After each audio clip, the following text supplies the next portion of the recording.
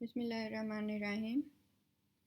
Ammonia is transported to the liver in the form of glutamine and alanine. As ammonia is toxic because it is lipid soluble and it can readily cross the cell membranes and it can damage the central nervous system.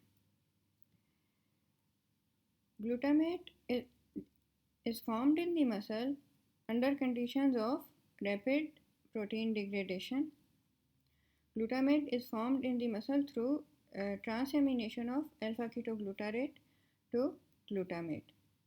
The glutamate, in the presence of increased amounts of ammonia, is converted to glutamine in the presence of glutamine synthetase.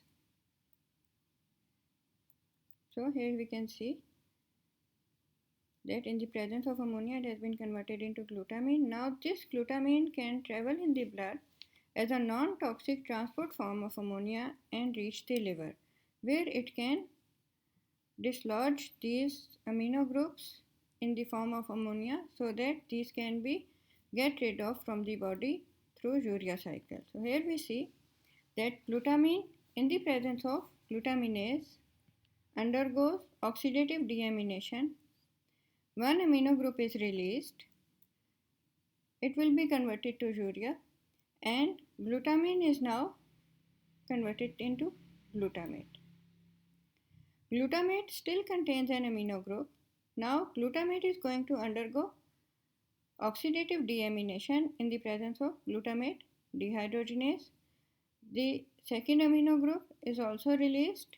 It will go into the urea cycle and glutamate is converted into alpha-ketoglutarate. So this is how ammonia is transported in the form of glutamine. It enters into the urea cycle where it is processed and excreted as urea. Alpha-ketoglutarate can again be transaminated into glutamate in the presence of the amino acid alanine, in the presence of alanine aminotransferase and pyridoxal phosphate. The alanine is now converted into pyruvate. Pyruvate is present in the muscles because muscles use glucose as energy, and when glucose is metabolized through glycolysis, it is converted into pyruvate. Now the pyruvate present in the muscle can undergo transamination to form alanine. Here it receives the amino group from glutamate, which is coupled to the transamination reaction for pyruvate to alanine. Now this alanine is going to serve as a non-toxic transport form of ammonia in the blood like glutamine. This alanine enters the liver. Here in the presence of alpha-ketoglutarate, it can undergo transamination reaction into pyruvate and the amino group will be fixed by the alpha-ketoglutarate, which will convert into glutamate, and glutamate in turn can undergo oxidative deamination to release this amino group as ammonia so that it can enter the urea cycle for excretion. The pyruvate thus formed can be converted into glucose through gluconeogenesis. Glucose can travel in the blood and it can be metabolized again to pyruvate. Pyruvate again in the muscle can serve to pick up the amino groups, transform into alanine and bring these amino groups back to the liver. So for understanding, we can consider that this is a 3-carbon pyruvate and it is present in the muscle. Now we can see that it has acquired a yellow cap. We can consider that this yellow cap is the amino group it has received through transamination, and now it is no longer pyruvate but it is alanine, a non-toxic transport form of ammonia. Now alanine travels to the liver.